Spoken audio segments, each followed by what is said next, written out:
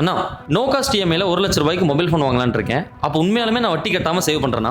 உனக்கே தெரியாம உன்னை ஸ்கேம் பண்ண போறாங்க, ஜாக்கிரதை. ஃபோனு டிவின்னு வாங்கும்போது நோ காஸ்ட் இஎம்ஐ போர்டை பார்த்த உடனேயும் இன்ட்ரெஸ்ட்லாம் இல்லையாமா நம்ம ரொம்ப லக்கின்னு நினைச்சு நிறைய பொருளை வாங்கிடுவோம். இந்த நோ காஸ்ட் இஎம்ஐ பத்தின தில்லாலங்கடியா கம்ப்ளீட்டா நான் உங்களுக்கு சொல்றேன். அதுக்கு முன்னாடி வீடியோ சேவ் பண்ணிட்டு மறக்காம நம்ம மார்க்கெட் ஸ்கில் ட்ரேடிங் பேஜை ஃபாலோ பண்ணிக்கோங்க. உண்மையிலே என்ன நடக்குதுன்னா அந்த இன்ட்ரெஸ்ட்டை ஆல்ரெடி அவங்களோட ப்ராடக்ட்ல சேர்த்திருப்பாங்க. சிம்பிளா ஒரு போனை கேஷை கொடுத்து வாங்கும்போது 22,000 சொல்லுவாங்க. நோ காஸ்ட் இஎம்ஐயா போனீங்கன்னா நீங்க 24,000 கட்டணும்னு சொல்லுவாங்க. அப்படி நீங்க வாங்க போற 24,000 ரூபாய் போனை 12 மாசமா பிரிச்சு நீங்க கட்ட போற அந்த 2,000 ரூபாய் வெறும் இன்ட்ரெஸ்ட் தான். ஆனா வெளியே அதை நோ காஸ்ட் இஎம்ஐன்னு சொல்லுவாங்க. இது மட்டும் இல்லாம ப்ராசஸிங் சார்ஜ், டாக்குமெண்ட் சார்ஜ்னு இன்னும் நீங்க எக்ஸ்ட்ராவா பே பண்ற மாதிரி இருக்கும். இது சிம்பிளா நீங்க செக் பண்ணலாம். நேரா ஷாப்ல போய் நீங்க வாங்க போற பொருளோட விலை என்னன்னு கேளுங்க. நீங்க கட்ட போற இஎம்ஐயும் அதுவும் மேட்ச் ஆனா அது ஜெனியூனாவே நோ காஸ்ட் இஎம்ஐ தான். வாங்குற பிரைஸும் நீங்க கட்டுற இஎம்ஐயும் மிஸ் மேட்சா இருந்தா நீங்க ஸ்கேம் ஆயிட்டு இருக்கீங்கன்னு அர்த்தம். லாஸ்டா நீங்க வாங்கின நோ காஸ்ட் இஎம்ஐ பொருளுக்கு எவ்வளவு டாக்குமெண்ட் சார்ஜ் கட்டினீங்கன்னு மறக்காம கமெண்ட் பண்ணிட்டு போங்க.